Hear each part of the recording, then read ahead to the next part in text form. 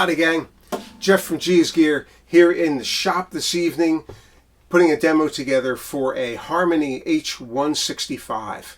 If you follow the channel and you check out the videos that we do, a couple of weeks back we had a Harmony H165 that had a neck reset done that didn't work, and at the time we mentioned it was one of two.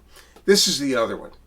So in both cases, the neck resets that had been done left the guitar in an overset position. Okay, overset, underset, what are we talking about? When a neck is properly set on a guitar, the straight line that comes down the fretboard should land on or ever so slightly above the top of the bridge. That way, if you had strings on with no saddle, they would just lay on the frets. And only the saddle creates the height of the strings above the fretboard. When a guitar needs a neck reset, it's typically because the neck is underset.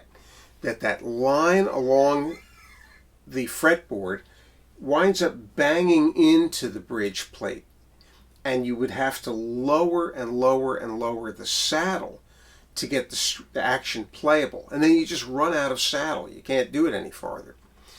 Well, in this case, the guitar had needed a neck reset, and the neck reset was undertaken, but they got too aggressive. They took too much material off of the neck heel, and the result was a neck angle that came in too high above the bridge, and that would then necessitate an even higher saddle. And what happens is when the saddle gets too high, it topples over in the saddle slot, just under the tension of the strings. So we had to take the guitar apart and start from scratch. And what we wound up doing is we took the neck off and we made a shim. The neck is mahogany, as is the rest of the guitar. We made a solid mahogany shim that was the size of the neck heel. And we cut it to go around the dovetail joint and glued it all in. And it was, more than what we needed. And once it was in, we were able to sand it down, shape it to the shape of the profile of the neck here, and then put the proper angle on it to get the right set out of the neck, so that we have a nice high, nice tall saddle, but with room to bring it down and a really fast playable action. This one is at barely a 3/32 of an inch on both sides, and it plays very well. It's strung with silk and steel strings, which I prefer on these old H165s on the solid mahogany guitars, and they are a slightly lower tension. So A, they're less stress on the neck, but B, they have a greater vibration arc. And for that reason, you keep the saddle up a little bit. If you wanted to play this with steel strings, like regular phosphor bronze, you may elect to have the saddle brought down just a little bit and sneak the action down a little further. And you could do that on one side or the other if you so chose. So let's see more about the guitar. It needed quite a bit. We'll start with what the guitar is, and how it's made, and then we'll talk about a little bit further about what we did to it. This one is, I don't know if it has a date stamp or not in here. I don't see one. It's probably a late 1960s to very early 1970s Harmony H165. This is an all mahogany guitar. Top, back, sides, neck. All mahogany. Brazilian rosewood fretboard. Brazilian rosewood bridge. The mahogany is quarter sawn Honduran mahogany, and what you'll notice on these guitars is it's one piece. You have a one-piece top and a one-piece back. This is old growth Honduran mahogany that was still available back in the 60s and the early 70s. You can't really find this today. Nowadays it's all going to be pieced together. These are old tone woods, and they're just hard to find. So that's the guitar. It is a 15.5 inch bout. It's a guitar that was made by Harmony starting in the middle 1940s. And it was meant to compete with the mahogany guitars that Martin was putting out. Originally, the H165 had more of an hourglass shape to it. But over time, it morphed into something that's more of the OM style body that you see here. And by 1956, this is the shape that the guitar took. Now, this is not a 56. It would have a different headstock for that. But it's an OM size body. It's most closely associated today with the Martin 00017. When it came into the shop, not only did it need the neck reset, but the tuners were shot. So we've replaced the original Harmony tuners with a set of Cluson Deluxe tuners, and they work so smoothly. It's just a joy. We leveled and crowned the frets. I don't think we had to reset the nut on this one, but we checked the nut slots and got them at their proper height. Made a new bone saddle for the bridge in order to get the height of the strings where it belongs. Did quite a few touch-ups on it. The guitar had a crack running along one side here, and we've cleated and glued that, and it's absolutely stable.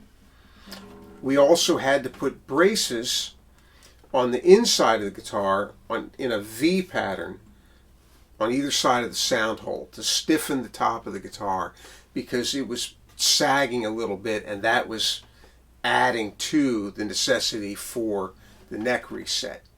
But now that it's done, it intonates properly up and down the fretboard. It's got a low action. It's a very comfortable guitar to play. It's ready to go. Now, we've had nicer looking H165s come through. This one, the finish is sort of faded on it. That's the only way I can really think of it. It almost makes me think that the guitar may have sat out of a case and in the sunlight for a long period of time.